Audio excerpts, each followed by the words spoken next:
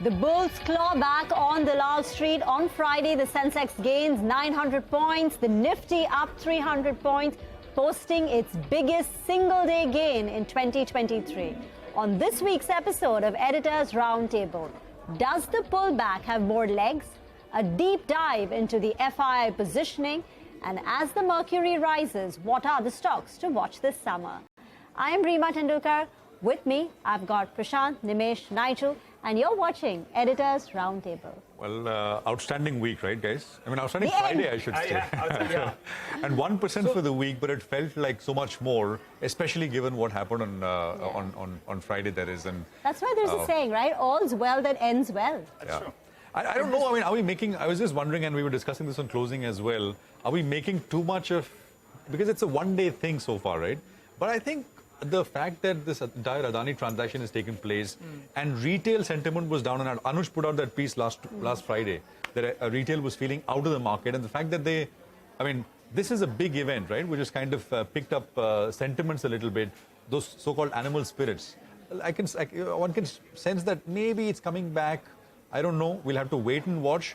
But it was a good day after many dull down days. No, I'll tell you what, at the start of the week, even though the Nifty was under pressure, you're getting sense that the broader markets are outperforming. So I think at least retail will feel a little bit better. And there was a big party at the end of it on a Friday. So good to see, actually, that we at least fought back a little bit. And sentiment, at least for the time being, seems to have changed. So we're still within that big range, right? That 17,850, 17,900. Still, we've not crossed it on the way up. You know, we keep saying in the market, right, 1 week is too long. I think this week has shown everything. The way up Adani has raised money. Friday itself, we've turned positive from negative for this week. Just one day. And I guess this week's move in many of the stocks has actually changed the sentiments for the retail investors as well. And the simple reason is, for many investors, forget the traders, but even for a lot of investors, this week's move has helped them to be a bit of a relief. Because M2M, they're slightly better.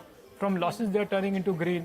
So I think that's at the margin is going to help the sentiment as well. I think even beyond M2M and those kind of things. I mean, it just then sends the message. It's an up market. Everybody likes a green market, and it sends the message that I was thinking of that dialogue from Three Idiots. All is well. I mean, it may not all be well, but at least for one day, it just felt like it was up. Prashant, you've got to do this when you do that. And Prashant, in markets, we talk about fundamental technicals, fundamentals, everything. But I think sentiment plays a big part. Oh, 100%. On just when you have some bit of confidence back, I think markets react that way. So I guess that bit of sentiment is back, bit of that confidence is back. So same time last week, the feedback was there was extreme pessimism and fear in the market. I think from that extreme pessimism and fear, there's a bit of relief or a hope in this week. So the question is, what next, right? Does this pullback have more legs to go? I mean, so let's look at the global and the local data, and that's what I'm going to do. Let me just hop across to the big wall to explain. What I'm going to do is first start with the global, but this is essentially how I'm kind of putting this out. Does positioning indicate that there is perhaps a chance for a meaningful bounce, right? That's the question. So this is just kind of recapping how the mood in the market has changed. These are the three biggest things we track every morning when we start, the bazaar, the morning show. And look at this. In January, the sentiment was that we'll land very softly. I mean, it'll be a gentle landing. There will be no hard landing. Things will be okay. Things will work out, right? The S&P went up 6%. The 10-year went down 35 basis points. The dollar was down 2%. In 1 month flat, because of the data, very hot data out of the US, which is jobs data, services PMI, jobless claims, and many others, all in the last 1 month, it became from soft landing to no landing. What do we mean by no landing? That the economy will continue to do well, which means that the Fed will have to fight a longer fight. And this is what happened as a result. It completely flipped. The +6 became -3.7, -35 became +45, and the dollar from -2 went up 2% plus in the month of February. And we are starting March now, pretty much continuing where we left off in February. Data is still strong, right? And this is the worry, really. This is the main worry for global markets. This is the US 2-year yield. And, this has got data all the way back going 2006. And as you can see, it is broken out. It is broken out of some significant levels, and it is surging. Now, and I could have put out sort of charts for the 10-year. It'll give you a similar kind of picture across tenors, basically 5-year, 10-year, 30-year, across the board, yields are surging. And this is not good news. Let me just tell you what the worry is. The worry is if we are going to see a regime of higher for longer, which is rates go up and they stay up for longer, it leads to the following, in a way, negative externalities, right? There is demand destruction, which is negative for companies. Margins are hurt. There is higher interest cost for levered assets, especially things like real estate, etc. And there are asset write-downs and credit losses as well. Just this week we saw, trouble at a Blackstone fund, right? So this is what this is the cost of higher for longer. If we are to see that, this is what the market fears. Now let me tell you the other side, why many are saying that perhaps there is hope. What is the hope? Some of it is technical in nature. First of all, like any market, the rates market in the US is also looking extremely overbought. Across tenor, 2-year, 5-year, 10-year, 30-year, things are looking very, very overbought, oversold, depending on what you look, which means that it could limit the significant further upside, at least in the near term. So the 10-year is at about 4%. Is it possible because of these conditions we see a pullback? I would say yes. The other thing, this is the technical reason, the breakout in the 2-year yield has not yet been confirmed by the 10-year or the 30-year. So sometimes these things matter.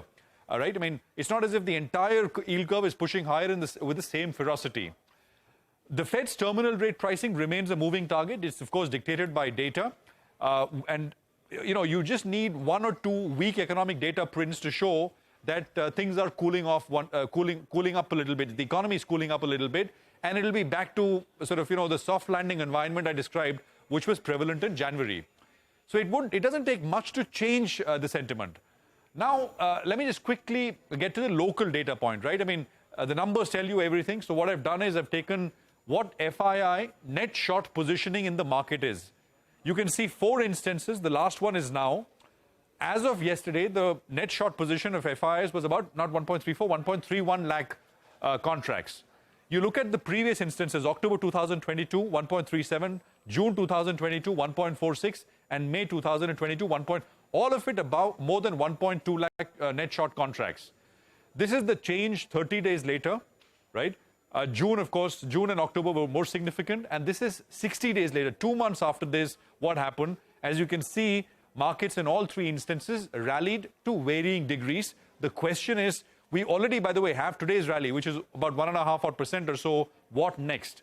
Could this become bigger is the question. I reckon the mood is negative. People refuse to believe that perhaps we will see a big global, we'll see a meaningful rally, not a big, but a meaningful rally in the face of all the global worries. But markets are known to surprise. And I leave you with that thought. Let me toss it across to Nimesh, who's, of course, got the pulse of what dealing rooms are talking about. Nimesh, over to you. No, Prashant, from a dealing room or from a market's point of view, as I said earlier as well, the mood has clearly changed from extreme pessimism and extreme fear to a sigh of relief. And why I'm saying is, I'll just try to explain with some data as well. There has been a bit of outperformance in the broader market, so that's helped the sentiment. And also some bit of momentum is back in some of the momentum stocks. So look at Adani Enterprise for this week. On Monday, it hit a low of 1111. And on Friday, it closed at 1890, more than a 50% move in this particular stock. Of course, the news about fundraising has helped, but there has been a bit of an uptick in that particular stock. Similarly, was the case with Macrotech Developers. This week, Macrotech Developers has rallied 42% after hitting a low of 711 on Monday. So, clearly there is a bit of momentum back. And for the entire week, the feedback was that while the Nifty and Sensex are range, there is a bit of outperformance in the broader market. So that's helping. The last bit is the Friday rally in the bank stocks. That was one thing where a lot of investors were overloaded, and now you're seeing a bit of a relief rally in the bank stocks as well. So that's also going to help a lot of investor sentiment at the margin because they were stuck in many of those things. But now the big worrying factor for the market has been the supply overhang, and that continuously is going on. We saw big stake sale from SoftBank in delivery. We saw big Adani Group selling 3-4% stakes and raising 15,000 crores. My sense is this trend is going to continue maybe next week as well. So there is a lot of feedback that at least 4 to 5 large blocks are in the pipeline and can work out next week. So that's going to be a supply overhang. But I guess from a sentiment point of view, there has been a shift from sheer fear to a bit of sigh of relief, given the kind of rally we've seen in this week, not only in the broader markets, but in the Adani groups as well. All right, Nimesh, thanks very much for that. But we're all bracing for a hot, scorching summer, right? You're feeling the heat, right, already? Yeah, that's right. But with every adversity, sometimes it throws up an opportunity, right? So let's focus on that then. I'm just looking at what SkyMet had to say about February. We're only in February and we're talking about the heat. And, we've had the hottest February that we've seen all the way since 1901. And they're saying, SkyMet goes on to say that in the coming months, that's March, April, May, it'll only get hotter from here on and we could experience some heat waves. So putting that into context, well, we said, let's look at a couple of stocks and let's look at potential beneficiaries. Well, the direct beneficiaries obviously is going to be, if it's going to be so hot, then you're going to be looking at, AC makers, you're going to be looking at fan makers in there. Havells, well, they'll qualify in both ACs as well as in fans. And if you're looking at coolers, then Symphony comes into play. So these are some of the companies that could be in focus. And we've already seen some of these stocks, like a Voltas. It's been quite strong after losing market share and reporting really dismal margins. So there appears there is some pre-buying that's playing out as well. Refrigerant chemicals as well, like SRF, they could be another beneficiary of that particular play. Now, we at CNBC TV18 had spoken to Tata Power's top boss, Mr. Sinha, and he said that he's expecting power demand to clock close to around 230 gigawatt. Remember, the last year in summers, it was around 210. So he's expecting a 10% increase. He goes on to say that even globally, power demand goes up by around 1 to 2%. In India, it goes up by around 3 to 5%. But he's saying that in this summer, we could see it go up by as much as around 10% odd. So clearly, power demand is going to be strong. I also was tracking the IEX, DAM. That's the daily traded, price per unit. And out there, in the last few days, you've seen that the per unit cost has moved up substantially. So that's as well telling you that there could be some potential beneficiaries if someone hasn't tied up their power. And so let's focus on a couple of those stocks. JSW Energy, we had the management who joined us over here. And they said close to around 17 to 18% of their total supply or their total power is not tied up. So they would enjoy merchant rates. The others, yes, they would be beneficiaries like a Tata Power, NTPC, etc. But most of their power is regulated. So that's why we're not focusing on that so much.